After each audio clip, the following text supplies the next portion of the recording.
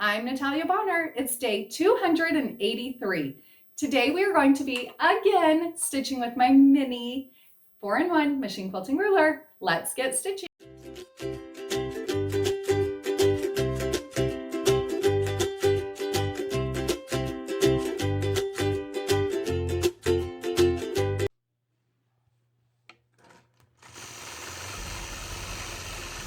I'll begin stitching on the left-hand side of the block using my mini 4-in-1 machine quilting ruler.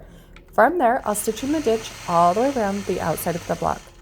When I get back to that point where I started stitching, now I'm going to adjust and stitch a diagonal line across the center of my block from corner to corner.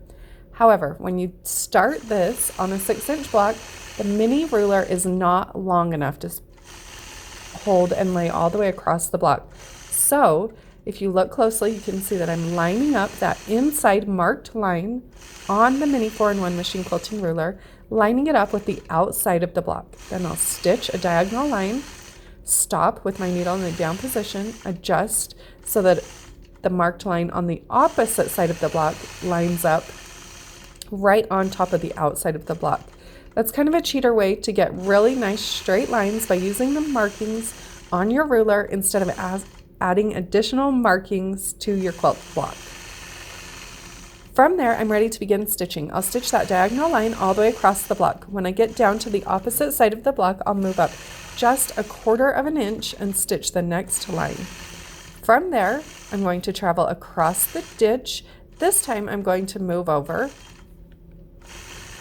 1/2 inch, and I'll rotate back and forth between those. So 1/4 inch spacing, 1/2 inch spacing, 1/4 inch spacing, 1/2 inch spacing, all the way until I filled in that top side of the quilt block completely. Once I filled in that top side of the block completely, then I'll travel in the ditch down to the bottom of the block. I like to stitch straight lines, really anything coming from left to right. So I'll travel all the way back across the block. Then from there, I'll start to fill in that bottom side of the triangle, the remaining open space, with those buttoned back and forth straight lines. Now, I am using my machine quilting ruler here to keep my lines nice and straight, but this is another place where you could really add in any fun heavy filler to create a lot of cool dimension with your machine quilting.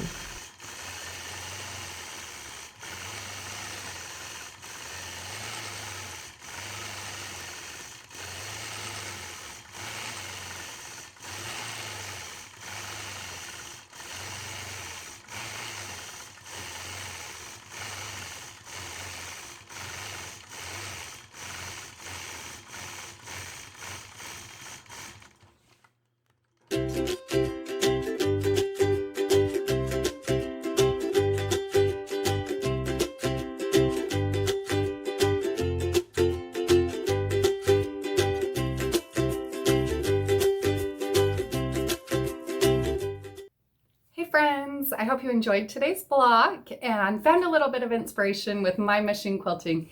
Now just remember, you can pick up the panel, the rulers, the thread, all of the notions that I'm using in this video today over on my website, peaceandquilt.com. And don't forget to share your progress pictures over on Instagram using the hashtag Let's Stitch with Natalia.